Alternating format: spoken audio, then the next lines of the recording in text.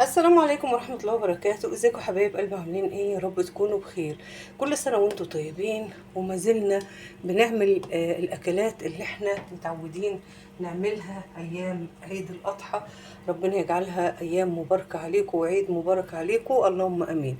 النهاردة انا دخلت على طول في الموضوع، لان انا كنت حاطة اللحمة عشان اسلقها، وما حطيتش اي حاجة، لسه على اللحمة. ليه؟ لان انا بشيل الريم بس، كل ما يتكون الريم بس اللي عليها ده نشيله الاول، وبعد كده هنشوف هنعمل ايه. تقريبا انا يعتبر انا شيلته خالص اهو.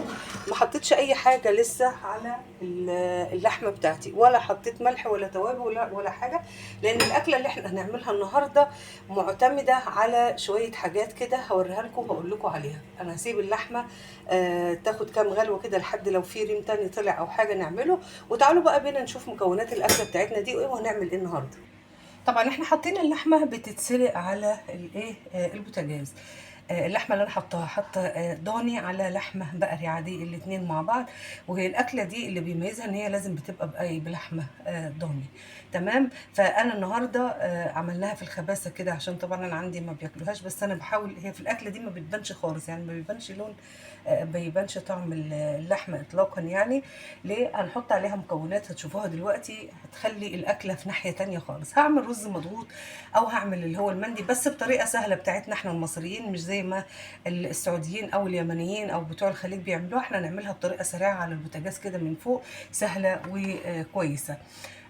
كده انا عندي الرز البسمتي اهو، لسه ما غسلتوش. هغسل الرز كده وهنقعه شويه، لازم انقعه قبليها بشويه لحد اللحمه بتاعتي ما تبتدي تستوي. وعندي هنا نص كوبايه زيت. عندي هنا التوابل اللي انا هستخدمها بقى. عندي مرق الدجاج، وممكن تستغني عنها خالص، لان اللحمه عندي هنا يعني الاكله معموله باللحمه وبالشوربه نفسها، فمش محتاج ان انا احط مرق الدجاج. فمش محتاج زي ما قلت لكم ان احنا نحط مرقه دجاج، بس انا بحطها بطعم بيها، او انا متعوده، او هو تعود. عندي هنا ورق لورا مطحون، وعندي هنا اساسي بقى في الاكله دي، الاساسي بتاعها واللي لازم يبقى موجود فيها هنا الايه القرفه. عندي هنا قرفه ومعلقه كبيره قرفه، وعندي هنا نص معلقه من بهارات اللحمه او السبع بهارات، وعندي هنا معلقه صغيره فلفل اسود وشويه كمون. دي كل البهارات اللي انا هستخدمها في قلب الايه الاكله بتاعتي دي البهارات بس اللي انا هستخدمها. خلاص خلصنا كده التوابل اللي احنا هنعملها، وقلنا الرز والزيت. وتعالوا هنا بقى الطبق ده الاول. راس توم متقشره كده هحطها بحالها زي ما هي كده، مش هقطعها ولا هفرمها ولا حاجه. وتعالوا بقى بينا هنا.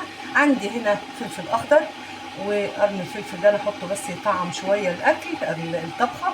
وعندي بصلتين مقطعاهم كده زي ما هم تقطيع كده، وعندي الطماطم مقطعها كده. الخضار ده كله هيدوب في قلب الايه الشوربه، وهيدوب مع اللحمه وهي بتستوي. يعني الخضار ده كله مش هيبقى ليه اثر ومش هيبان. فتعالوا بقى بينا نروح على البوتاجاز نشوف اللحمه بتاعتنا عشان نبتدي نحط فيها الحاجات بتاعتها. خلاص اخر حاجه بقى، او اخر شويه الريم ده برضو هشيله كده. اي ريم يظهر عندي يتشال. انا زي ما قلت لكم ما شاء الله ريحه اللحمه جميله جميله جميله، وانا لسه ما حطيتش اي حاجه، حتى الفلفل الاسود ده انا لسه ما حطيتوش. تمام حبايبي. كده خلاص اللحمه بتاعتنا زي ما انتم شايفين اهو. نبتدي بقى نحط الاضافات بتاعتنا.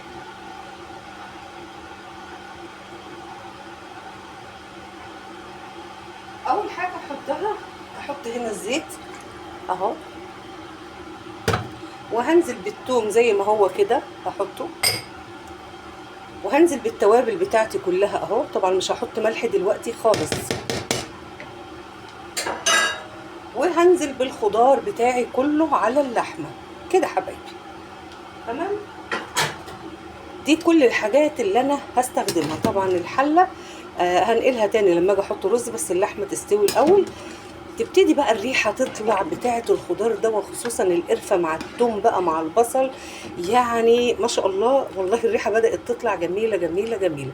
كده حبايبي. هغطي بقى الحله بتاعتي وهسيبها مع نفسها كده لحد اللحمه بتاعتي تستوي تماما، وبعد كده هنشوف هنعمل ايه في الاكله وهنحط الرز ازاي وايه المكونات اللي احنا هنحطها تاني مع ده، ولا كده خلاص هي المكونات بتاعتنا. هغطي على اللحمه وهسيبها مع نفسها وبعد كده هنشوف هنعمل ايه. حبايبي كده خلاص اللحمه بتاعتنا استوت اهو زي ما انتم شايفين، وانا كنت حطيت الملح اهو بالشكل ده، وخلاص انا حطيت الزيت بتاعي واللحمه نزلت الدسم بتاعها في قلب الشوربه، والخضار زي ما انتم شايفين كده اتهرى خالص. وبعد كده بقى هنحط ايه؟ الرز بتاعنا. خلاص هنحط الرز اللي هو مغسول ومنقوع كده حبايبي، وهسيبه هيغلي، وبعد كده اوطي عليه لحد ما يتلدن كويس كده. مش محتاج حاجة خالص، الرز بتاعها بيكون مايل للبني شوية اهو كده. انا عارفة مقدار المية بتاعتي للرز اللي انا حطاه وللحمة اللي موجودة. ده كده قرن الفلفل بتاعنا، بس ده عشان انا كنت حاطاه صحيح، ولكن هو بقى في مرحلة الايه ان هو يتهري في قلب الايه الرز كده حبايبي. هغطي على الرز بتاعي وهسيبه يتلدن خالص لحد ما ايه نرجع مع بعض ونشوف الرز بتاعنا اللي احنا عملناه ده هنقطع ايه ونقدمه ازاي ونشوف الدنيا ايه. حبايبي احنا خلاص خلصنا الايه الرز الجميل بتاعنا. تعالوا بقى نشوف هنغرفه ازاي. ممكن بس كده نوسع الدنيا لان الحله ما شاء الله كبيره. ثواني يا محمد بس بعد كده هديك الكتل. ثواني. بصوا حبايبي الرز بتاعنا اهو زي ما انتم شايفين كده. هقلب بقى في الصينيه. انا بحب لما يبقى العدد كبير بحط كده في الصينيه وبعدين اظبط بقى ونغرف. هات المعلقه الكبيره يا محمد اللي ورا عندك اهي هنا اهي كده حبايبي. الرز ما شاء الله الله اكبر يعني ريحته تجنن، ريحته حلوه قوي قوي قوي. وزي ما انتم شايفين اهو افرد بس كده، وهنا اللحمه مستويه تماما. شويه رز بصراحه يعني ما يعديش عيد غير لما اعمل الرز المضغوط ده او اللي هو المندي بطريقه مصريه. طبعا بتفتقد ايه الطريقه او الحاجات او الامكانيات اللي هي بيعملوها الطريقه الاصليه بتاعته كده حبايبي. تمام خلاص خلصنا وغرفنا الرز بتاعنا بالشكل ده. انتوا بقى يعني المقبلات اللي انتوا عايزين تحطوها معانا تحطوها. احنا هنا بنحط بصل كده بالشكل ده، جزء هحطه بصل هنا كده ماشي حبايبي. وزي ما انتوا حابين يعني زي ما انتوا حابين تحطوا حطوا. احنا بنحط بصل اساسي اهو، وبعدين نحط خيار، وزي ما انتوا حابين برضو ايه تعملوا اعملوا. عايزين ايه تحطوا مثلا دقوس جنبيه ماشي، بس انا بحب الدقوس في اكلات معينه، الكبسه الحاجات دي وده بيبقى كده.